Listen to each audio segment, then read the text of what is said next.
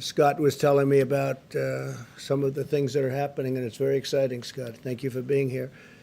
But you don't want to have anything having to do with, for political purposes, being an anti-vaxxer. You don't want to be talking about the vaccines in a negative way, especially when you see the statistics that we're starting to see. They're incredible, actually.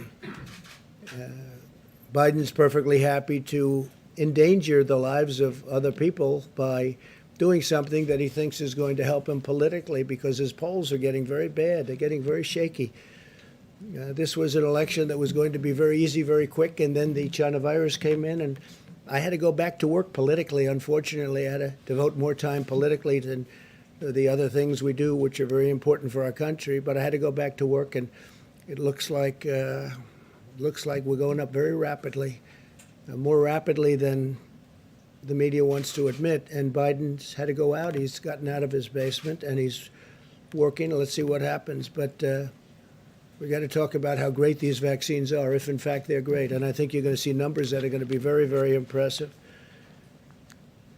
The approach to the virus is a very unscientific blanket lockdown by the Democrats. That's what they're talking about, which takes all of these incredible statistics, records, and it throws them out the window. Now, they did say it would be based on the recommendation of the experts, but, you know, whether expert or not, we're not doing any more shutdowns. We did the shutdown, and now we're doing the opening, and there won't be any more shutdowns. There could be a little section, a small section, we have a breakout, but we're not talking about shutdowns like they were talking about, depending on experts. We're not going to be doing that. The swine flu was a disaster. You remember when, not nearly as deadly, not the same world, but when Joe Biden was vice president, his failed approach to the swine flu was disastrous. He called it N1H1. It's actually H1N1. You know, you remember the H comes before the N, so it's sort of easy to remember, right? But Joe always calls it the opposite way. But call it the swine flu. It was disastrous. And his own chief of staff said that when Biden helped manage the swine flu in 2009, they, quote, did everything possible wrong.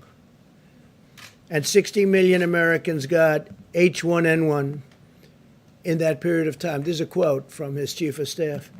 And it's just purely a fortuity that this isn't one of the great mass casualties events. It had nothing to do with us doing anything right, because we did everything wrong. It was a disaster. It was a disaster. And now he's telling us how to manage. He can't manage himself. 270,000 Americans were hospitalized during this attack. The outbreak was so rampant that the Obama administration told states to stop testing. We don't want any tests because they don't want to show all of the things that tests show. By the way, we're setting a record on testing. Our testing is at a level that nobody's ever seen before. We're substantially greater than the second country, which is India, by the way, which has 1.5 billion people, but we're 50 million tests ahead, 50 million ahead. And they ordered the CDC to stop counting tests and stop counting cases, and then left us a depleted stockpile, which is what I inherited. I inherited a very badly depleted stockpile. In other words, Biden's record demonstrates that if he had been in charge of this very serious, highly, highly contagious epidemic or pandemic, the China virus, countless more Americans would have died.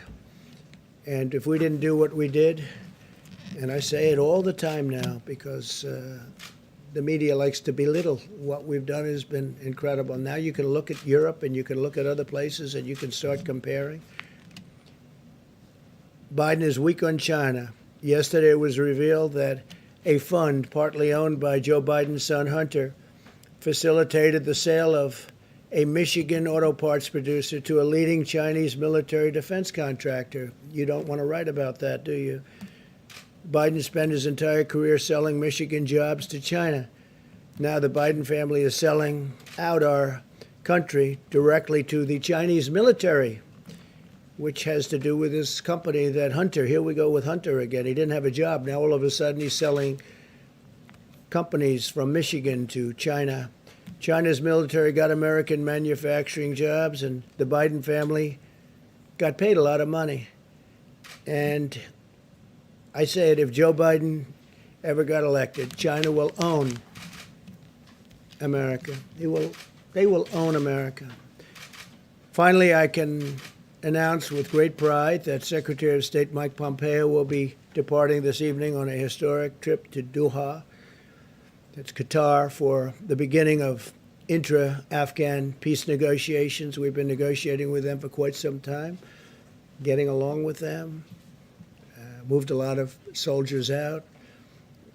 I got a report this morning that there's been nobody killed in Afghanistan since early February.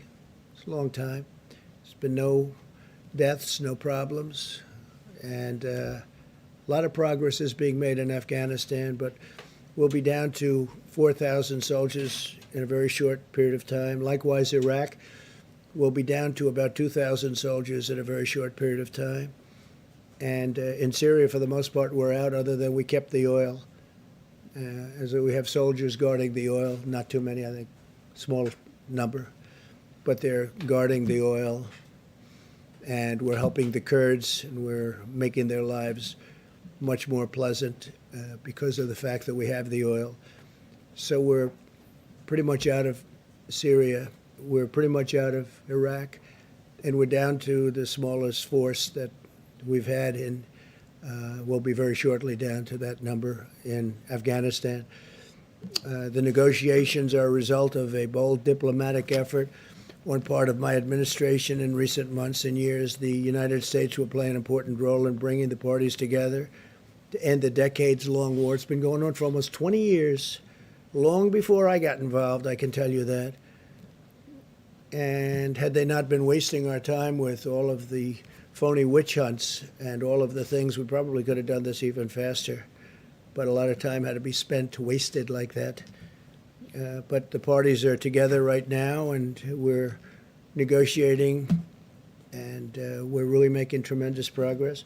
Next week at the White House, we'll be having a signing between UAE and Israel, and we could have another country added into that. And I will tell you, countries are lining up that want to go into it.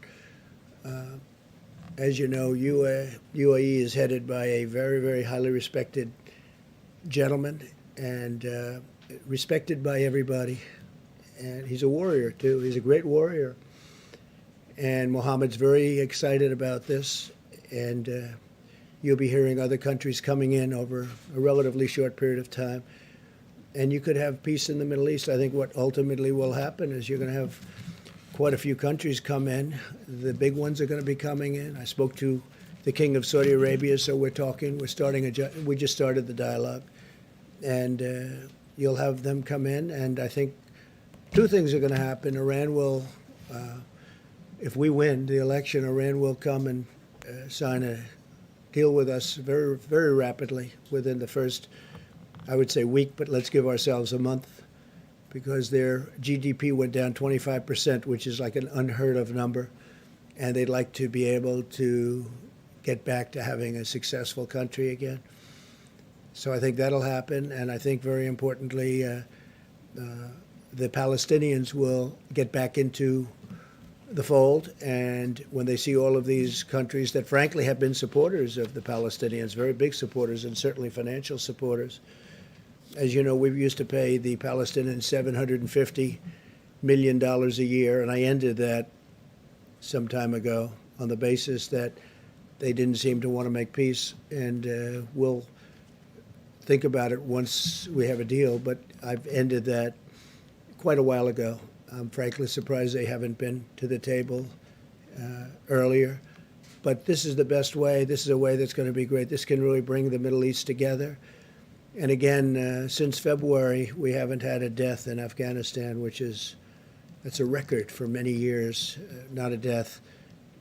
And we're getting along very, very well with the Taliban and very well with Afghanistan and its representatives, and we'll see how it all goes. It's a negotiation, but Secretary of State Mike Pompeo will be departing in a little while.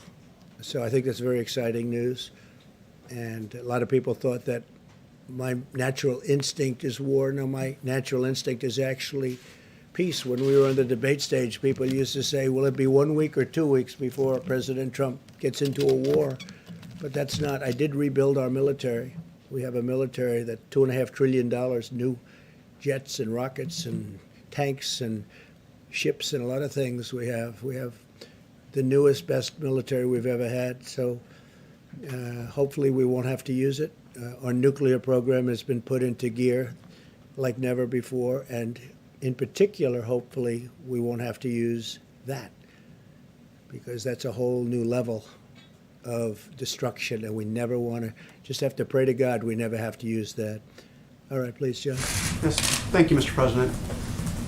Why did you lie to the American people, and why should we trust what you have to say now? Such a terrible question, and the phraseology. I didn't lie. What I said is we have to be calm. We can't be panicked. I knew that the tapes were, these were a series of phone calls that we had, mostly phone calls. And Bob Woodward is somebody that I respect just from hearing the name for many, many years, not knowing too much about his work, not caring about his work. But I thought it would be interesting to talk to him for a period of, calls. So we did that. I don't know if it's good or bad. I don't even know if the book is good or bad. But certainly if he thought that was a bad statement, he would have reported it, because he thinks that, you don't want to have anybody that is going to suffer medically because of some fact. And he didn't report it because he didn't think it was bad. Nobody thought it was bad. Wait a minute. And your question, the way you phrase that is such a disgrace. It's a disgrace to ABC television network. It's a disgrace to your employer. And that's the answer. You ready? Because I love. Of course I didn't. Of course I didn't. Deadlier than the flu, and then you went out and told the American public that this was just like the flu. Let me tell you something. You told We've had Woodward flu one thing years. and you told everybody else something else. No, and 5 times, right? 5 times. Do you ever hear the expression 5 times? We've had flu years where we lost 100,000 people. The flu is a very serious problem for this country also, and we've been losing them. Scott, what kind of a number have we lost over the years with flus? Into the hundreds of thousands. Well, I mean, the last 5 years have been something like 35 to 80,000 per year, every year, even with antiviral drugs and even with Flu is a very serious problem also. But just so you... This is worse than the most deadlier than the most strenuous flu. Okay. And then you went out and said it's just like the flu. What I went out and said is very simple. Listen, what I went out and said is very simple. I want to show a level of confidence, and I want to show strength as a leader, and I want to show that our country is going to be fine one way or the other.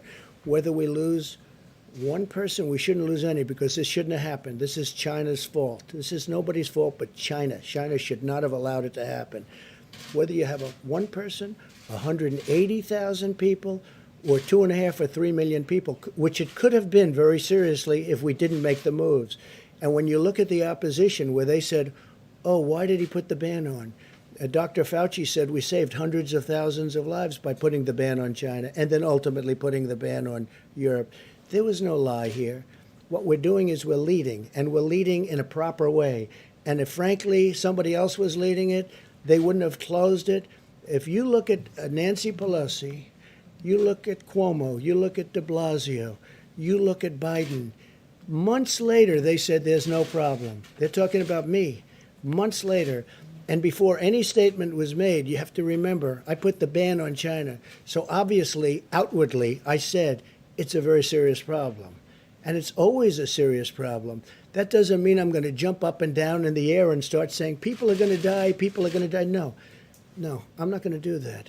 We're going to get through this. And we're right now, I hope, really think we're rounding the final turn. And a lot of good things are happening with vaccines and with therapeutics. But there's no lying. And the way you asked that question is very disgraceful. Phil, go ahead, please. Go ahead. Yeah, I do think so. Mr. I think we did a President. great job. I think we did a great job. And the people that did such, our generals, our admirals, Mike Pence, all of the people that have worked so hard, and now Dr. Atlas, and all of the, Dr. Fauci, Dr. Birx, they should be respected for the job they've done. So you won't And you downplay it haven't- again. You won't downplay it again, because you said you downplayed it. That's what you told me. All I'm doing is, no, I don't want to jump up and down and start screaming death, death, because that's not what it's about. We have to lead a country. We're leading a great country, and we're doing a great job. And the people that have done such a good job should be given the kind of credit that they deserve. We possibly have done the best jobs when you start looking at what we're doing with the vaccines and therapeutics and ventilators. We had no ventilators, John. We make thousands of ventilators now a month, and we're supplying them to the whole world. The job we've done is the best job. And don't give me any credit. Give the people that have done this the credit. They've done a great job. Yeah, Phil, go ahead. Yeah, Mr. President, you talked about the need to stay calm and not jump up and down and scare people. A lot of other world leaders were calm. German Chancellor Angela Merkel was very calm as she presented information to the German people so that they could stay safe and protect their families. So why, as you, as President of the United States, did you not level with the American people? Did you not share the information that you knew at the time in real Well, time? I don't know what Angela's doing, but if you look at the European Union right now, they're having breakouts like you've never seen before.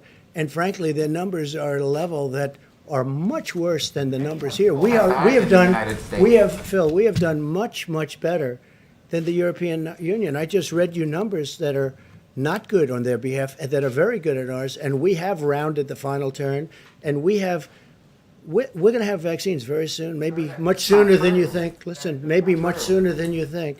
But we have done a phenomenal job. And the people that have done this job, including the American public that's had to put up with a lot, with the lockdowns and all of the things that they had to do, they have to be given credit. They have to be given credit. But you knew Please, this was go a ahead. deadly virus. You knew it was airborne. You knew on February 7th, you told Bob Woodward how it transferred from person to person in the air, how deadly it was.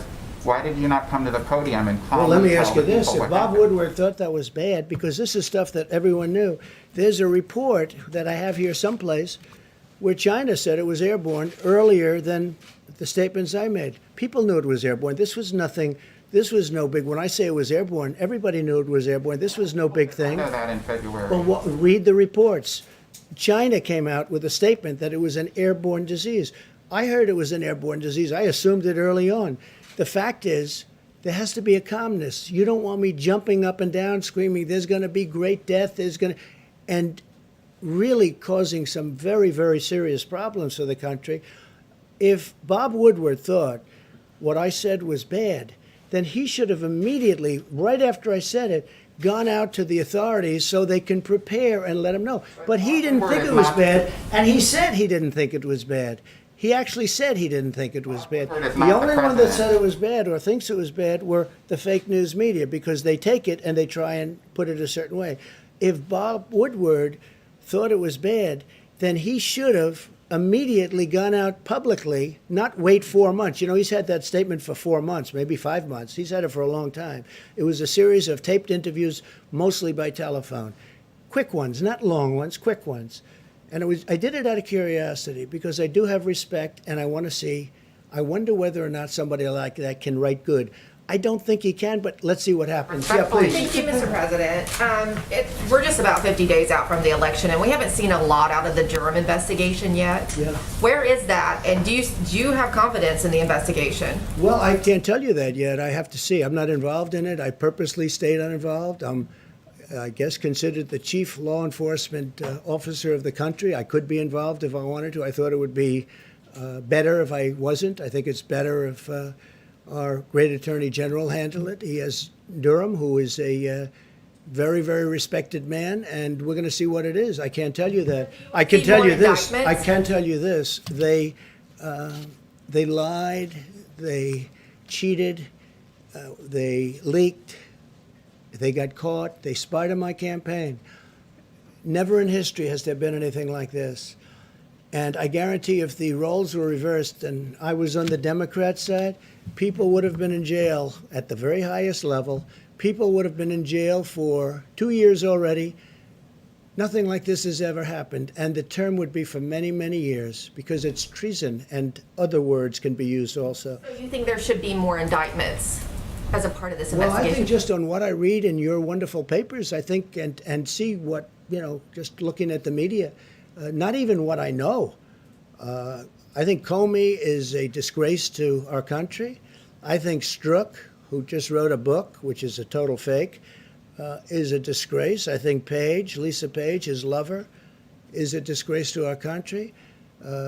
I think that when you look at McCabe, where his wife got $700,000 in campaign contributions from Hillary Clinton, right? And then Hillary Clinton's under investigation, and yet she paid the head of the FBI, one of the top people, but actually the head because he took over for the other guy, who fortunately I fired. I made a good move when I fired. That was a smart move because they were looking to take down this administration, duly elected administration. So I fired him. That was a great move when I fired him, because maybe if I didn't, I wouldn't be here talking to you as president. But when McCabe's wife gets $700,000 in campaign contributions when she was running for whatever office she was running from Virginia, and yet he's in charge of the investigation of Hillary Clinton. Now he says, well, I wasn't really in charge. Of course he was in charge. He was totally in charge. He knew exactly what was going on. These people got caught in probably the biggest political scandal in the history of our country. They got caught. Now, what the Durham report is going to say, I can't tell you. But if they say half as much as I already know just from seeing it, you have people, I watch some of the shows. I watched Liz McDonald, she's fantastic. I watched Fox Business. I watched Lou Dobbs last night, Sean Hannity last night, Tucker last night, Laura. I watched Fox and Friends in the morning. You watch these shows, you don't have to go too far into the details. They cover things it's really an amazing thing. They got caught in the biggest political scandal in the history of our country. They were spying on their opponent's campaign. Not only spying, they were making up fake dossiers. You have the dirty dossier. They were making up it was all made up. It was all fiction. It turned out to be fiction. And then they were using that in the FISA courts, this revered court. Well, it's not so revered anymore, because when you look at what they did and how they played it, and they hurt a lot of people. General Flynn is still being hurt, and he's being hurt very badly. He's a wonderful person. I spoke to General Milley about General Flynn 2 weeks ago. I said, what do you think of General Flynn? He said, he's a great soldier, sir, and he's a wonderful, wonderful human being. He's been destroyed. He's been destroyed. No, I think that this, without knowing anything about what Durham is going to release, the Durham report, we'll call it, or maybe it's going to be more than a report. Maybe it's going to be much more than a report. I don't know. Maybe it's a report, or maybe it's much more than that. But when I look at the things that everybody in this room knows just from reading about it from yourselves back and forth, I think it's a disgrace to our country. And I think if people don't pay a very, very substantial price, it'll happen again. And this should never, ever happen to another president. Thank you very much. Thank you, everybody. Mr. President, When you read by them, mislead you?